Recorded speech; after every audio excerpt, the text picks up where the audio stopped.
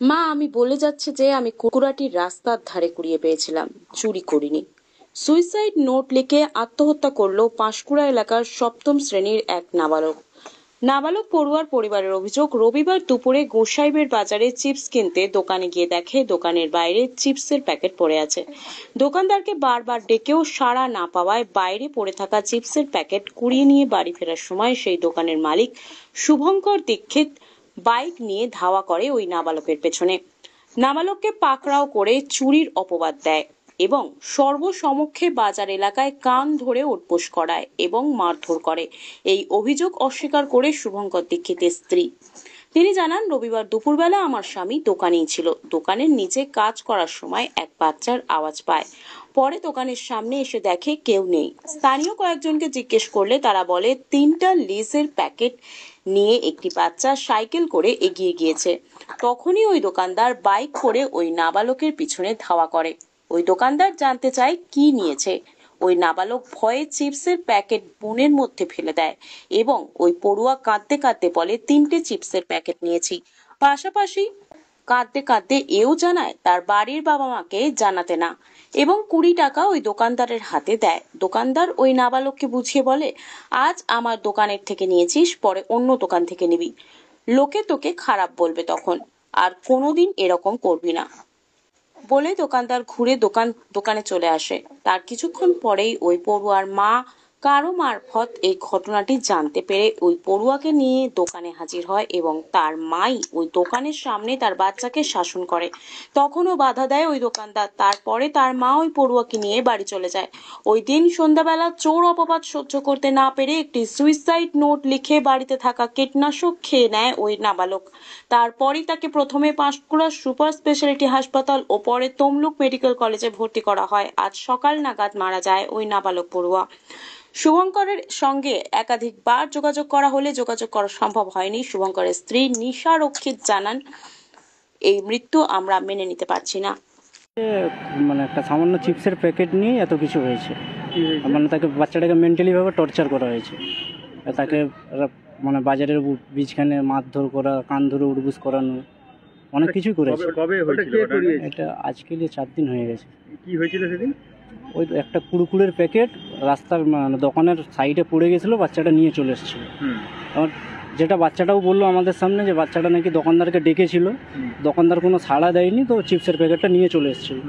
তারপরে নাকি দোকানদার ওকে ছুটিয়ে নিয়ে যেয়ে কান ধরে টেনে নিয়ে এসে বাজারের সামনে উঠবুস করিয়েছে। তারপরে মা যখন জানতে পারছে মা যে এক থাপ্পড় মেরেছে, কেন চুরি করেছিস।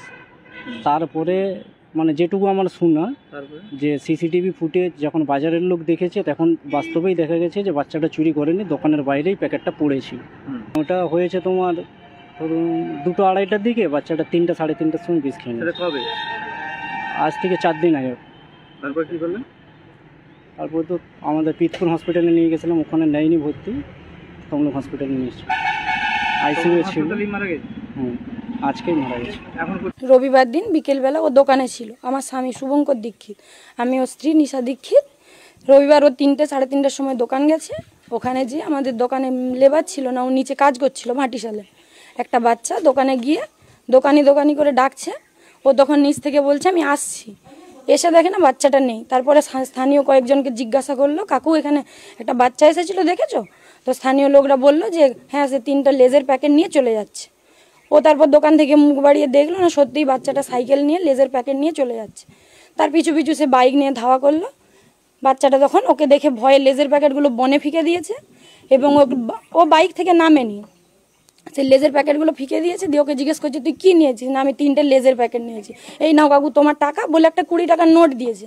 তখন ওকে বলছে তোর এই 15 টাকার জন্য আমি ছুটে আসিনি। আজ তুই আমার দোকান থেকে 15 টাকার একটা জিনিস নিচ্ছিস, পরে একটা বড় কোনো জিনিস নিবি। আজ আমার দোকানে নিচ্ছিস, আমি কিছু বলছি না, অন্য দোকানেও তো নিতে পারিস। তখন তোকে বাবা লোকে সবাই খারাপ বলবে, আর কোনো দিন এরকম করবি না। বাচ্চাটা রোজ আমাদের দোকানে আসে, ও রোজ আসে। কাকু যদি ঘুমিয়ে থাকে তাকে ডেকে পর্যন্ত চকলেট নেই, তুই আজ কেন এরকম করলি, ওকে এরকম জিজ্ঞেস করছে। ও তখন ভয়ে নিজেই কান ধরে বলছে কাকু আমার ভুল হয়ে গেছে, কাকু আমার ভুল হয়ে গেছে, আমাকে ক্ষমা করে দাও।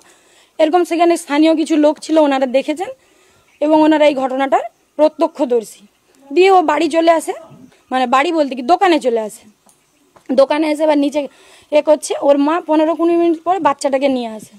একজন লোক আমাদের ওই বসাইবের বাজারে থাকে শাম ভূঁয়া, সে কি করেছে, ওর মাকে যে ইনফর্ম করেছে তোর বাচ্চা চুরি করেছে মিষ্টি দোকান থেকে, তখন তার মা তেলে বেগুনের জ্বলে বাচ্চাকে নিয়ে দোকানে চলে আসছে, এসে বাচ্চাকে দোকানের সামনে মারছে, এক চড় মারছে। তখন আমার স্বামী যে ওকে ছাড়িয়ে নিয়েছে, বৌদি মারবেননি, ওকে মারবেননি, আমি ওকে বুঝিয়ে দিয়েছি, ও আর কোনোদিন এইসব নিবেনি। তারপর মা নিজে বলছে তুই কান ধরে ক্ষমা চা, কাকুর কাছে কান ধরে উঠবোস কর। ও কান ধরতে আমার স্বামী আবার যে ওকে ছাড়িয়েছে, গায়ে মাথায় হাত বুলিয়ে ওকে ওখান থেকে সরিয়ে দিয়েছে, বৌদি চলে যান, আমি ওকে বলে দিয়েছি ঘর চলে যান। এমনকি সেই 20 টাকার 5 টাকাটাও ফেরত দিয়েছে ওর মায়ের হাতে। এটাই ছিল সেদিনকার ঘটনা। তারপরে সন্ধ্যে 7টার সময় আমরা শুনতে পাই বাচ্চাটা নাকি ঘাস মারা ওষুধ খেয়ে নিয়েছে। অভিযোগ করা হচ্ছে যে আপনাদের স্বামী যে অপমান করার পরে সে অপমানের পরেই ছেলেটা বিষ পেয়েছে।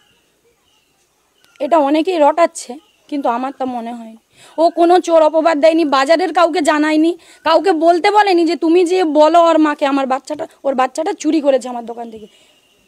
উনি নিজেই গিয়ে ওনার মাকে জানিয়েছে। আপনি কি মনে করছেন এরকম ভাবে একটা ছেলে তার মৃত্যুর আগে একটা সুসাইড নোট লিখে দিয়ে গেল, যেখানে আমি ছেলেটার মৃত্যুটা একদমই মেনে নিতে পারছি না। আমি কেন, আমার পরিবার, আমার স্বামী, আমার পরিবারের সমস্ত লোকজন বাচ্চাটার মৃত্যু একদম মেনে নিতে পারছি না। আমরা গভীরভাবে শোকাহত। এই যে সুসাইড নোটের বিষয়, যেখানে বলা হয়েছে যে আমি চুরি করি, লেখা আছে মা আমি চুরি করিনি, আমি কুড়কুড়েটা কুড়িয়ে পেয়েছি। এখান থেকেই আপনারা বুঝে নিন দোকানদার কিছু অপবাদ দিয়েছে কিনা। আপনি কি মনে করেন ওটা কি ছেলের লেখা আপনার কেউ? আমি এই বিষয়ে কিছু বলতে পারছি না। কি চাইছেন আপনি? আমি সঠিক বিচার চাইছি। আমার স্বামী যে নির্দোষ, আমি সেটা সঠিক বিচার চাইছি। বাচ্চাটা তো মারা গেছে, এটাকে তো ফিরিয়ে তো কোনোদিন আনতে পারবো না, কিন্তু এই বদনাম নিয়ে আমি বাঁচতে চাই না। আমি চাই এই বদনামটা যাতে ঘুচে যায়। আমার নাম নিশা দীক্ষিত। আপনার স্বামী এই মুহূর্তে কোথায় রয়েছে? স্বামী, কোথায় রয়েছে? আমার স্বামী এই মুহূর্তে ডিউটিতে আছেন। কিসের কাজ করেন? উনি একজন সিভিক ভলেন্টিয়ার। নামটা বলুন আরেকবার। শুভঙ্কর দীক্ষিত। আপনার নাম? আমার নাম নিশা দীক্ষিত।